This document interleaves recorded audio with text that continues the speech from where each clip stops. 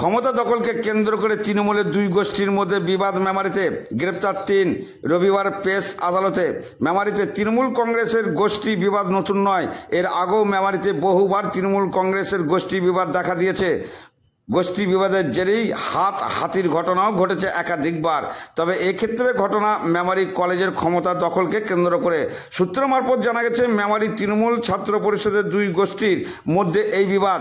আর এই বিবাদের জেরেই শনিবার রাত্রে মারপিটের ঘটনা ঘটে মেমারি স্টেশন সংলগ্ন এলাকায়। গ্রেপ্তার 3 তৃণমূল ছাত্র পরিষদ কর্মী। রবিবার তাদের বর্ধমান আদালতে পেশ করল মেমারি থানার পুলিশ। পুলিশ সূত্রে জানা যায়, ধৃতরা হল রুদ্রকান্ত ঘোষাল, বয়স 24 বছর, বাড়ি মেমারি গন্তার বটতলা এলাকায়।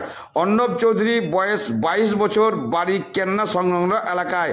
এবং শেখ নায়েস আলী, বয়স 21 বছর, বাড়ি মেমারির তালপাতা এলাকায়। প্রসঙ্গত সূত্র মারফত জানা যায়, ঘটনার সূত্রপাত মেমারি কলেজের ক্ষমতার কর্তৃত্ব কাদের দখলে থাকবে এ নিয়ে। আর সেই জন্যেই এমনই লড়াই। এক গোষ্ঠীর ছাত্র নেতাকে মাটিতে ফেলে মারধরের অভিযোগ হয় মেমারি থানায়। পাল্টা মারধরের অভিযোগ অন্য গোষ্ঠীর বিরুদ্ধে। মারামারির ঘটনায় পুলিশ অভিযুক্ত 3 জনকে গ্রেপ্তার করে এবং রবিবার দুপুরে নির্দিষ্ট ধারায় মামলা রুজু করে বর্ধমান আদালতে পেশ করল মেমারি থানার পুলিশ। মেমারি থেকে report Faizul Sheikh, MBS news.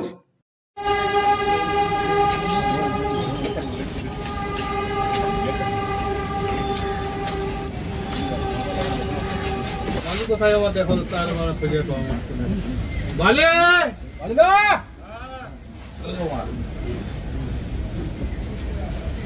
ভাই, তোমরা কার সঙ্গে রাজনীতি করো ভাই?